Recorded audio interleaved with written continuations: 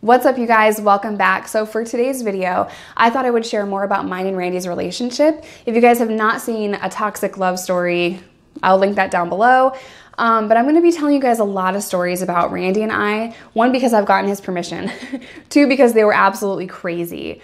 And just before we get started, please understand that not only was I really young, I was really angry and just really violent, like in my past, but drugs also fueled that. So when you're young, you don't really know how to respond to things, I think. And when you compile that with drugs and a crazy relationship, you're going to act weird. You know what I mean? So just know that I'm not that person anymore, but I feel like it's important to share these stories with you guys just so that you can get an insight on my past and what I really was like. So let's go ahead and get started. If you did me wrong in my past, I would retaliate against you. So with that being said, let me back it up here. Randy and I got into a fight one night because 2 weeks prior, I told him, do not sell my drugs to this person. I didn't like this girl, didn't want her to have my stuff. One of my runners had mentioned, hey, did you know so-and-so owes Randy this amount of money? And I was like, why is he going near her? You know, so I was just pretty pissed off about it. So one night, we're not really doing anything. We're just at our apartment, but he seems kind of off.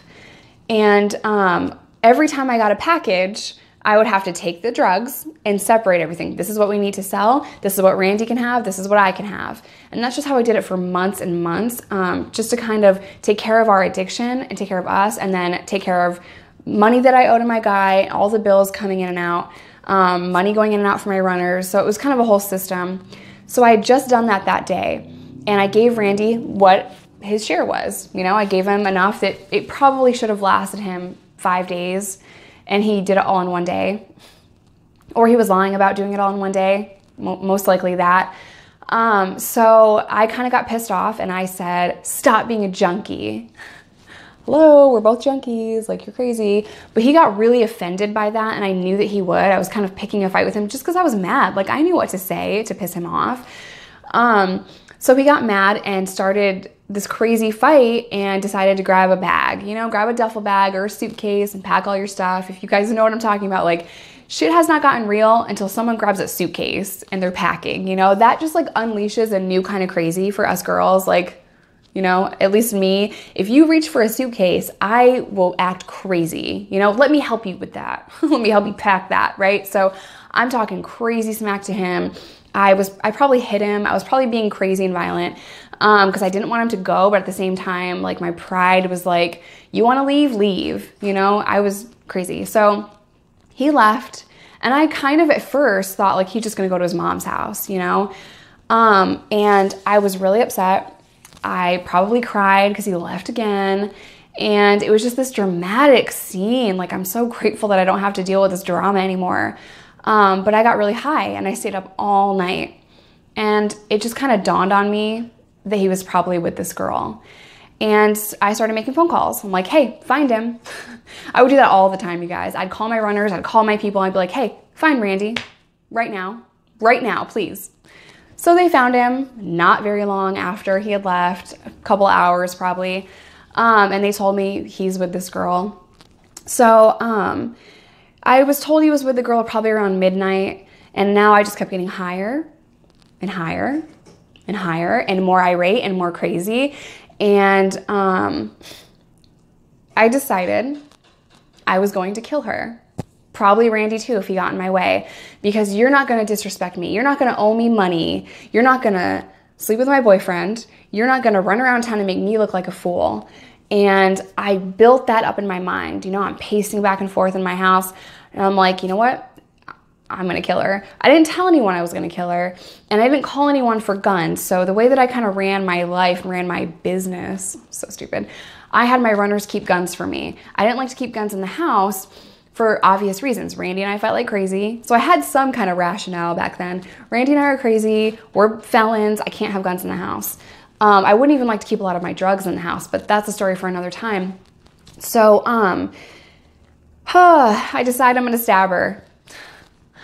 I had tons of knives. I really like knives. So I was going to break in her house and I was going to kill her. That was my plan. I was so hostile. There was no talking me down. So Her apartment was kind of close to mine. It was maybe a 90-second walk. I lived on Main Street in Sydney. She also lived on Main Street in Sydney. Now it's 5 a.m. when I decide to go to her apartment and kick open the door. The way her apartment was, there was a Main Street entrance, and you go up the stairs and there's apartments in these buildings. So I just have to walk in her door, the front Main Street door, and then kick open her very flimsy apartment door. If you guys know the building I'm talking about, by Trackside, these buildings are just really, they're old, they're dated. So I go to this place, right? And the bottom door is locked. I start pounding on that door, thinking another apartment goer is gonna hear me and come down and let me in. And I just could not believe that front door was locked. You know, the Main Street door was usually open because other people lived there.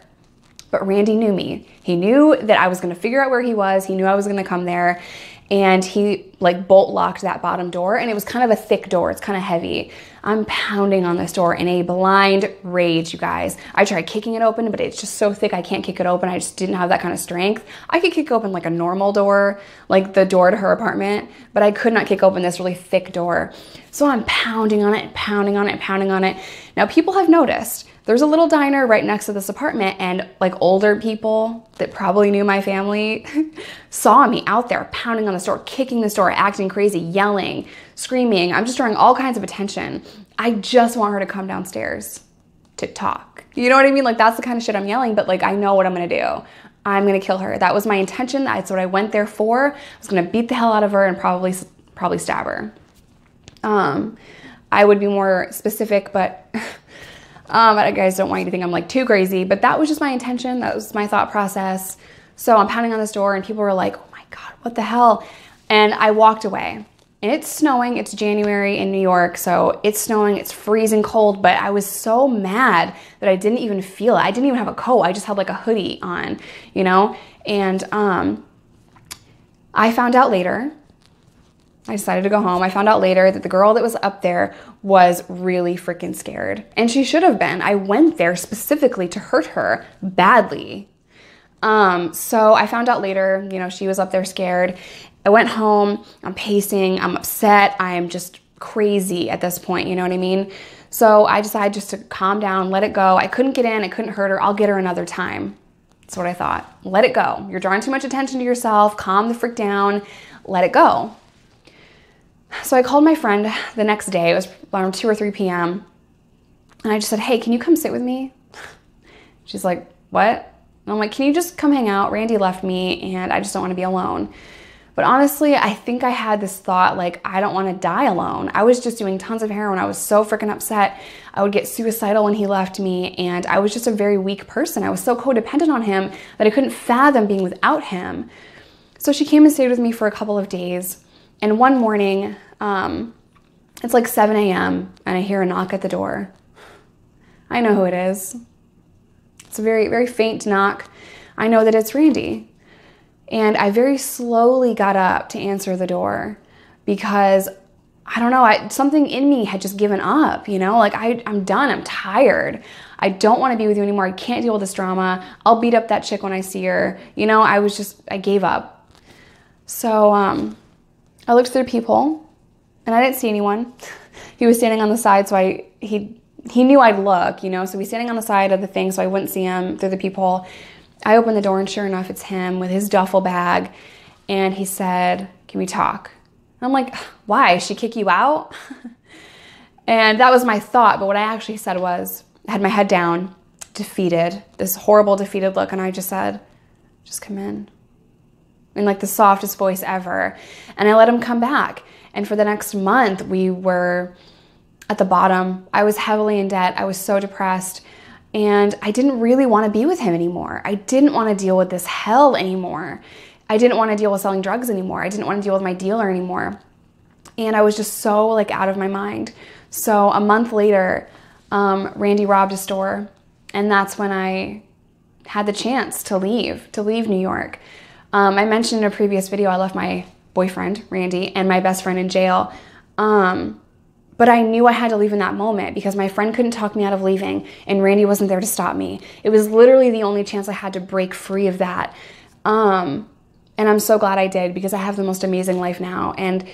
before I go, I just want to tell you guys, if you're in a violent relationship, a destructive relationship, please get out. Please reach out for help and get away from that person. I love you guys. I'll catch you later. Bye.